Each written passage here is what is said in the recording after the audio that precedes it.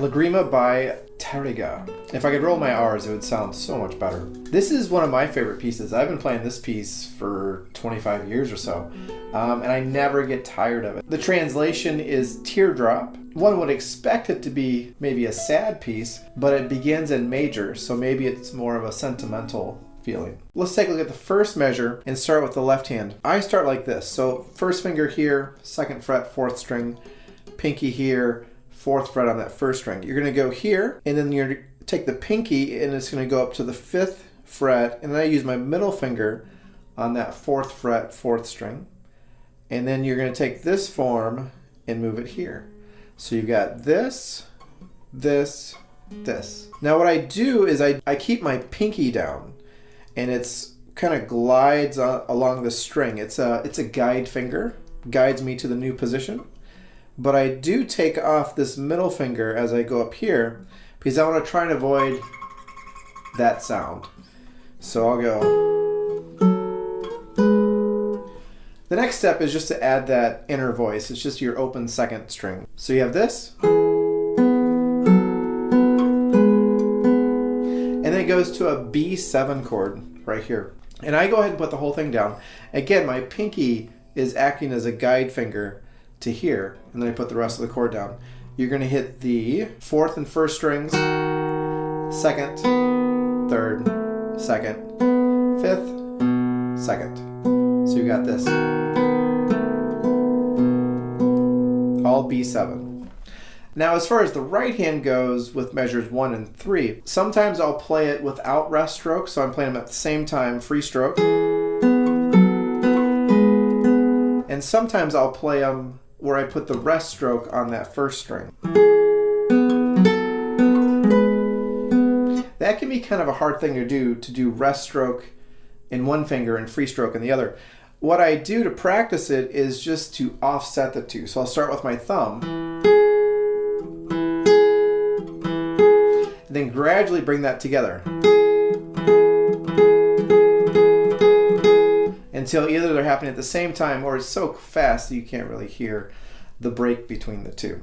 All right, so measures 1 and 2 repeat for measures 3 and 4. So if we take a look at measure 5, I start with a bar at the 9th fret, and I don't cover all 6 strings. I cover up to the 5th string. I've got my pinky on the 12th fret, 1st string, and then my 3rd finger's on that 11th fret, 4th string. And I'll hit the 4th and 1st strings, followed by the 3rd string. Then I take off my 3rd finger, pinky goes to the 11th, 3rd string, and then take this form and just move it here, and I hit the 2nd string. So we got this.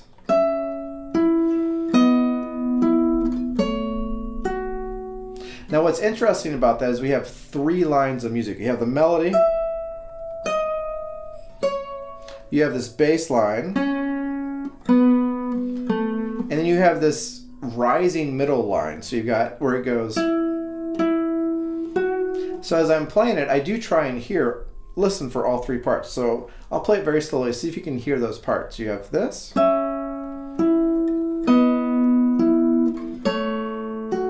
And then it rises there. All right, measure 6. You form an E7 chord. And I hit the 4th and the 1st strings.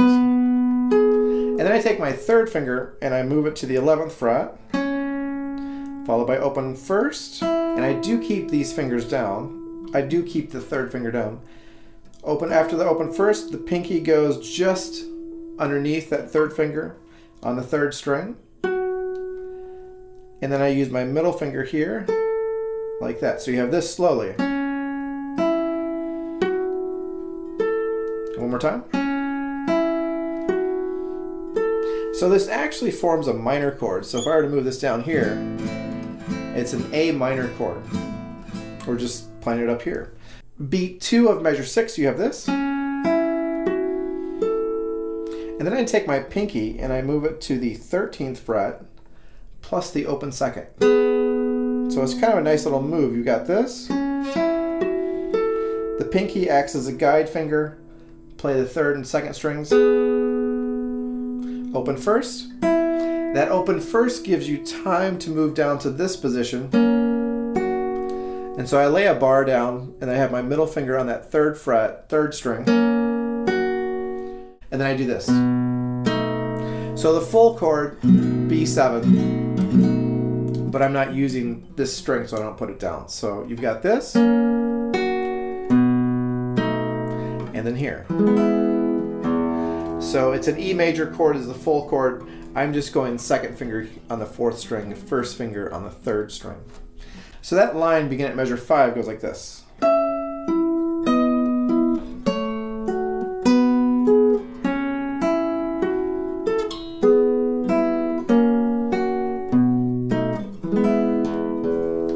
So then it repeats. And what I do on repeats, and this is, if you've watched any of my other videos with repeats, you probably know what I'm about to say. I try and play it differently. It's like saying the same thing over and over. You want to try and say it a little differently, otherwise you're going to lose your audience. So generally the first time I play it, I'll try and be as neutral as possible. So maybe right here with my right hand to get...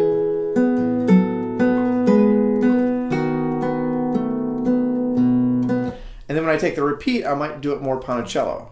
And I might do rest stroke on that first string.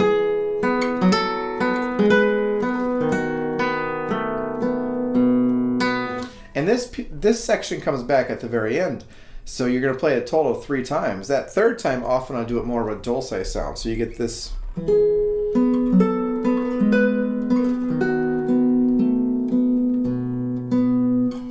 But it's something I would just experiment with. The reason I say sometimes I do this is because ultimately I play it how I feel in that moment. So sometimes I kind of mix it up. For me, music is about expressing yourself. So I want to try and express how I feel at this moment. All right, then we go to measure 9. This is the minor section. So he moves to the parallel minor. So we're in E major for the first 2 lines, E minor for the second 2 lines. You're going to start middle finger on the 3rd fret, first string plus the open 6. You're going to hit the open 6, 3, 2, and 1. Then go up to the 8th fret. And then you have this little hammer-on pull-off. So hammer-on, pull-off. First, the second finger. Open first. So again. And sometimes I'll play it straight. And sometimes I'll roll that chord. Again, depends on how I feel. And then I have this chord. So this is, we saw a similar chord here at the latter part of measure 8. But so I do a bar at 2, and then my 3rd finger is on that 4th fret on the 2nd string. I hit the 5th, 3rd, 2nd, and 1st strings. Middle finger, outer 2 strings are open. And then you're going to move down by thirds. So you've got this. So 3rd finger is on the 7th fret, 4th string, 1st finger is on the 5th fret, 3rd string. So I go 1 and 3, and then my 1st finger acts as a guide finger to the 4th fret. Then I go 1 and 2. 1st finger again acts as a guide finger to the 2nd fret. And then I just stay in this position, move the 1st finger to the 4th string, and then back to here. So again, slowly.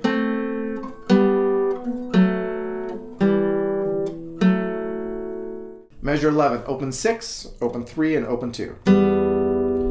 And then I do a harmonic at the 12th fret. Now I think the way it's originally written is you actually play that note. But I like to do it as a harmonic. So after the harmonic, or after you play it, then I go into the 7th position. So I've got 1st finger on the 7th fret, 4th string, and I'm going to stay in this position. And I also keep my fingers down as I put them down. So 1st finger, 2nd finger goes to the 1st string, 3rd finger is going to go to the 5th string, pinky is going to go to the 10th fret on the 2nd string. So notice, 1st finger goes down, it stays down, 2nd finger stays down. To allow all that to ring. We don't have, like on a piano, they have that sustain pedal where you press down, it all sort of blends into each other. We don't have that on the guitar. So this is my way of doing that. So you have this. All right. Bar at 7, middle finger's at that 8th fret on the 3rd string. So I hit the 6, 3, and 2. So after this, 3rd finger goes down on that 4th string, hammer on. By the time I get back to the 3rd finger, I take everything off. So I've got... And the reason I do that is because I want to add a nice vibrato to that note. So you got, and then you have open second string. So notice it's the exact same note if your guitar is in tune. So again, you have this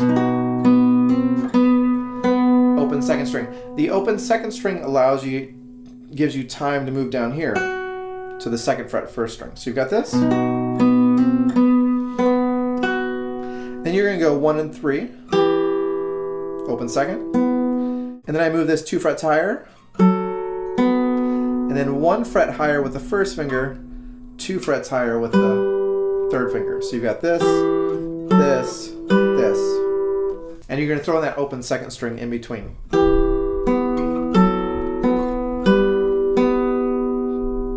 All right, measure 14, open 5, plus the pinky is going to be at the 10th fret on the first string.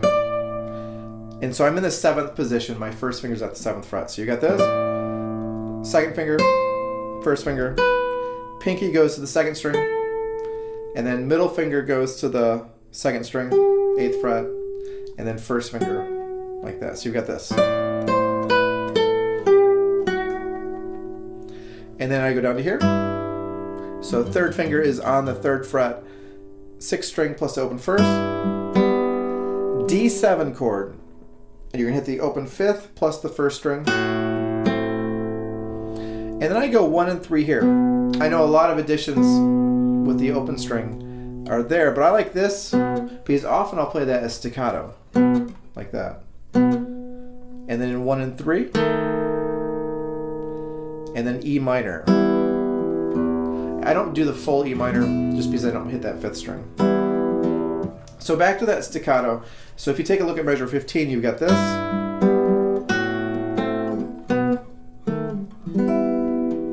That's how I'll play it. And so that's why I play it 1 and 3 as opposed to 1 open second. It's just easier for me to get that to stop. All right, so then that section repeats. So you go back to measure 9. And again, like I do with the first section, I do try and play it differently. So maybe the first time more neutral.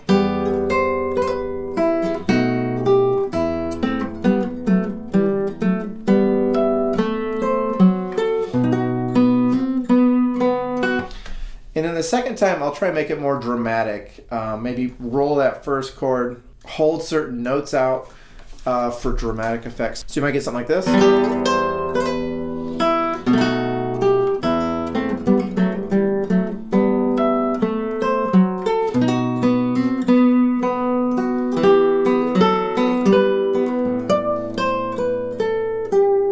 Hold this.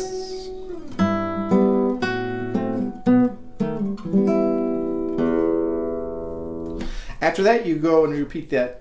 After that, you go back to the E major section and repeat those 2 lines again. So enjoy the piece. It's a great piece.